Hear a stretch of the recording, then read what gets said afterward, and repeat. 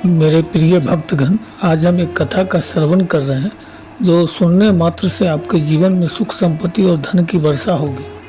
तो चलिए कथा को प्रारंभ करते हैं। अगर आप यह कहानी सुन रहे हैं तो पूरा सुनिए, आधा अधूरा छोड़कर जाने की गलती मत कीजिएगा। इस पवित्र कथा को सुनने मात्र से मनचाहा फल की प्राप्ति होगी। आप शिव भक्त हैं तो भोलेनाथ का अनादर न करें।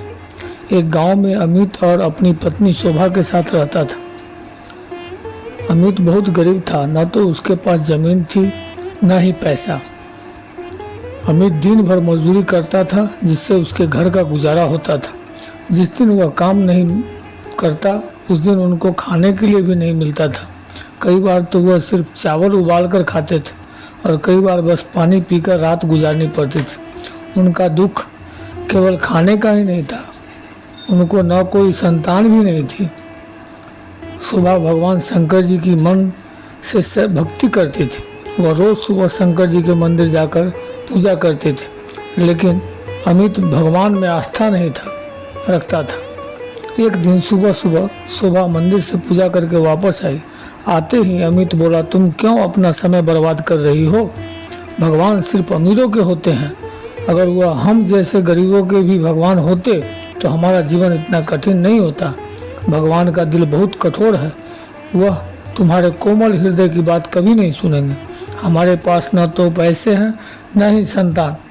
शोभा बोली, ऐसे मत बोलिए, मुझे मेरे प्रभु महादेव पर पूरा विश्वास है।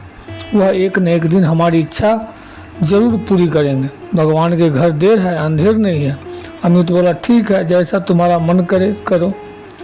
अमित साहूकार के पास काम मांगने गया। साहूकार ने बोला, मालिक मेरे लिए कुछ काम है तो बताइए, मैं करने को तैयार हूँ। काम की कीमत आपको जो समझ में आए दीजिएगा। साहूकार बोला, अमित आज तुम्हारे लिए मेरे पास कोई काम नहीं है। अमित उदास होकर घर की तरफ चल दिया और रास्ते भर सोच रहा था, आज तो मेरे पास पैसे भी नहीं है, न ही घर में कुछ राशन बचा है। आज लगता है भूखे पेट ही सोना पड़ेगा। तभी पीछे से एक आवाज़ आती है। कोई व्यक्ति अमित को बुला रहा था।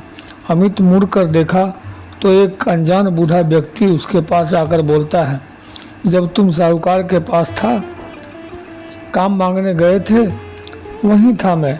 मुझे भी एक तुम्हारे जैसा व्यक्ति से काम है। अमित पूछा, बताइए क्या काम है?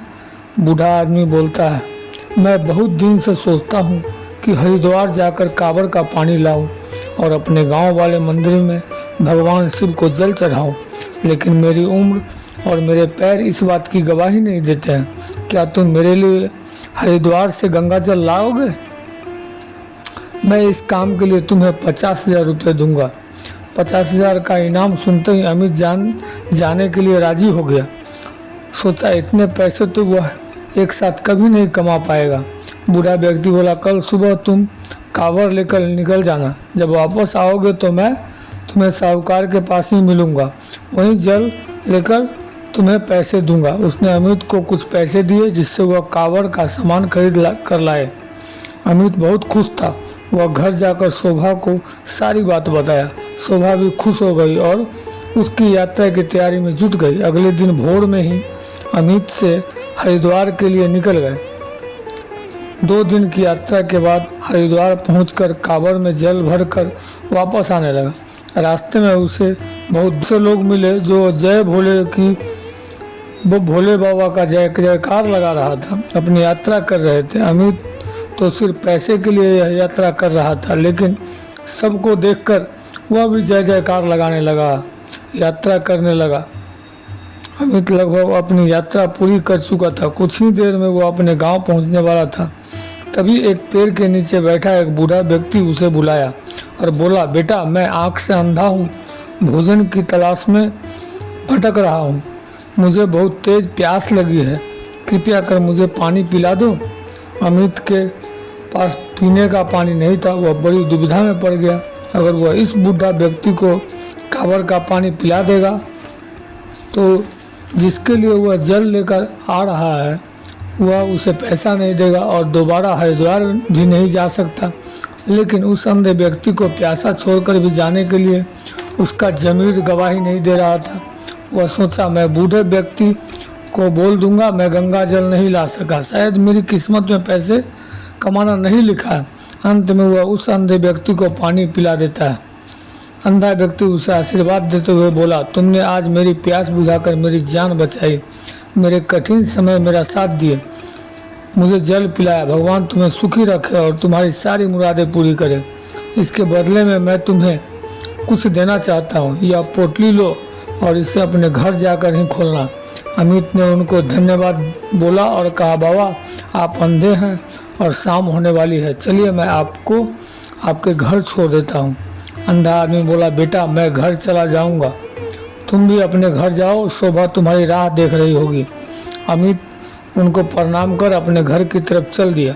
थोड़ी ही देर में वह गांव पहुंच गया। सबसे पहले वह साहूकार के पास गया और साहूकार से पूछा, वह बूढ़े आदमी कहाँ गया जिन्होंने मुझे जल लाने के लिए कहा था। साहूकार अमित को हैरान भरी नज़र से देखकर बोला, मेरे यहाँ बिना मेरी इजाज़त के कोई नहीं बैठता है। तुम जिसकी भी बात कर रहे हो वैसा व्यक्ति मेरे पास कभी नहीं आया था। अमित को कुछ समझ में नहीं आता है।